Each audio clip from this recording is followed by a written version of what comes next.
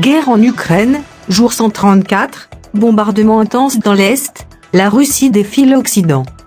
Kramatorsk, Vladimir Poutine a défié jeudi les Occidentaux, affirmant que la Russie n'avait pas encore commencé les choses sérieuses en Ukraine, alors que son armée redoublait de bombardements sur les villes qui lui échappent encore dans le Donbass, région de l'Est où Kiev dénonce une terreur délibérée contre les civils.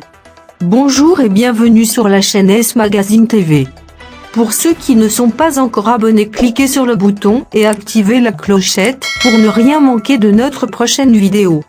Nous entendons qu'ils veulent nous vaincre sur le champ de bataille. Que dire?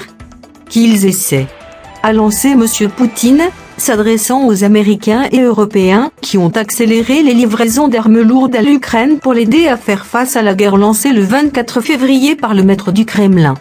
Chacun doit savoir que nous n'avons pas encore commencé les choses sérieuses en Ukraine, a-t-il ajouté, dans un discours prononcé devant les chefs des groupes parlementaires et retransmis à la télévision. En même temps, nous ne refusons pas les négociations de paix. Mais ceux qui les refusent doivent savoir que plus longtemps ils refuseront, plus il leur sera difficile de négocier avec nous, a-t-il ajouté. Sur le terrain, dans le bassin du Donbass où l'armée ukrainienne a ralenti avec acharnement la poussée russe ces dernières semaines, l'heure n'était pas à la négociation jeudi mais aux frappes sur les villes encore aux mains des Ukrainiens. À Kramatorsk, une frappe sur le centre-ville a laissé un large cratère entre un hôtel et des immeubles d'habitation, ont constaté des journalistes de l'AFP. Ils y ont vu le corps d'une personne tuée et des blessés, ainsi que de voitures en feu. Frappe aérienne contre la partie centrale de Kramatorsk. Il y a des victimes, a annoncé sur Facebook le maire de la ville, Oleksandr Goncharenko, appelant les habitants à rester dans les abris.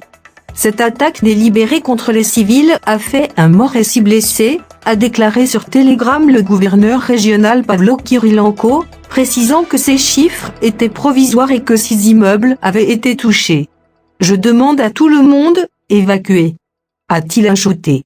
Les Russes, qui ont avancé ces dernières semaines dans le Donbass, leur objectif prioritaire depuis leur retrait des environs de Kiev fin mars, affirment avoir pris il y a quelques jours le contrôle total de la province de Louhansk, l'une des deux formant le bassin minier.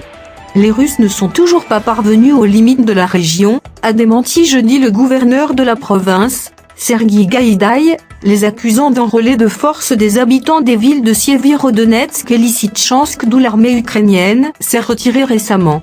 Les forces de Moscou cherchent maintenant à conquérir l'autre province, celle de Donetsk, pour occuper l'intégralité du Donbass, que les séparatistes soutenus par Moscou contrôlent partiellement depuis 2014. Le gouverneur de la province de Donetsk, Pavlo Kyrylenko, a fait état de moins 7 civils tués mercredi par des tirs d'artillerie et de lance-roquettes sur plusieurs localités. Dans cette province, Sloviansk et Kramatorsk sont considérés comme les prochaines cibles des forces russes dans leur plan de conquête du Donbass, après 4 mois et demi de conflit.